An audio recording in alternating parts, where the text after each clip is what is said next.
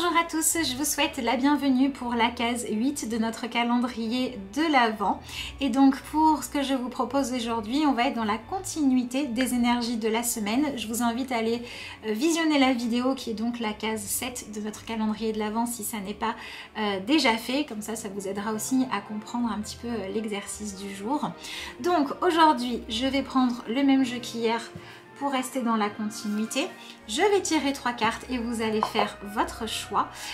Et au niveau de ce que je vous propose, eh bien, comme cette semaine, nous avons vraiment besoin de nous sentir plus capables d'aller de l'avant, on va regarder sur quoi est-ce qu'on pourrait s'appuyer comme qualité ou comme compétence que l'on a déjà en nous pour aller de l'avant et se sentir plus apte à s'occuper de notre propre bien-être. Allez, c'est parti. Donc, je mélange rapidement les cartes. Évidemment, je vous insère la photo pour que vous puissiez faire votre choix.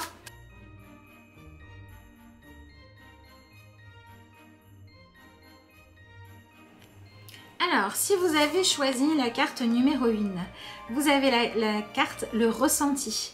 Ce que vous ressentez profondément et imaginez clairement a tendance à prendre racine en vous. Donc cette carte-là, elle indique qu'il faut clairement que vous arriviez à faire plus confiance à votre intuition. Et si vous n'y arrivez pas, c'est peut-être le moment eh bien d'apprendre à l'utiliser, à l'observer, à voir comment elle fonctionne. Parce que finalement, peut-être que si souvent vous vous retrouvez à avoir la sensation d'avoir été en échec ou de ne pas avoir fait ce qu'il faut, ça n'est pas parce que vous ne saviez pas quoi faire, c'est parce que vous avez tout simplement eu peur de suivre votre instinct ou de donner de l'importance aux synchronicités, de saisir les opportunités en étant tout le temps en fait dans l'hésitation et en vous remettant soit au mental, soit à l'opinion des autres pour faire vos choix parce que vous avez cette crainte de dire mais je sais pas si moi je ressens les choses bien. Donc essayez peut-être dans un premier temps de noter vos ressentis et vous y revenez un peu plus tard pour voir s'ils se sont avérés justes ou pas. Et vous verrez que souvent ils sont justes ou souvent ils vous donnaient une indication mais il fallait simplement apprendre à les traduire. Et si vous savez déjà, parce que vous avez plein d'exemples comme ça de si j'avais suivi mon intuition, ah là là j'en serais pas là, et bien apprenez plutôt que de vous reprocher de ne pas avoir su le faire, à l'écouter cette intuition. Ensuite, si vous avez choisi la carte numéro 2, vous avez la carte de la manipulation. On vous dit, maîtrisez vos pensées négatives et ne vous laissez plus manipuler par elles. Alors, cette carte-là, il y a quand même une petite nuance par rapport à la première. C'est que pour moi, comme on est dans une interprétation ici positive des cartes, eh bien, elle indique qu'il faudrait peut-être que vous fassiez confiance à vos capacités d'organisation, d'observation et que vous appreniez finalement à ne pas douter trop facilement de ce que vous voyez parce que quelqu'un d'autre essaie de vous embrouiller l'esprit ou parce que quelqu'un d'autre sème le doute. Donc peut-être qu'il serait temps pour avoir une meilleure estime de vous, d'apprendre à faire des choix de façon plus autonome, d'aller moins demander toujours aux autres qu'est-ce que tu en penses, est-ce que tu es d'accord, etc.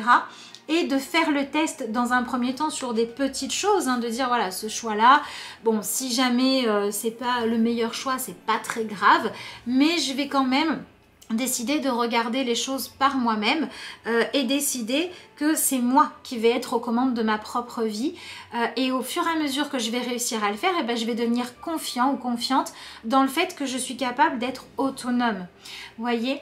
Donc peut-être aussi que vous pouvez le travailler, par exemple si vous élevez des enfants ou si vous vivez avec quelqu'un et que vous avez peur que l'autre n'ait plus besoin de vous, ben peut-être que vous pouvez les laisser faire un petit peu plus par eux-mêmes ou les pousser à l'autonomie pour récupérer du temps pour vous, pour avoir des choix à faire par rapport à votre propre bien-être.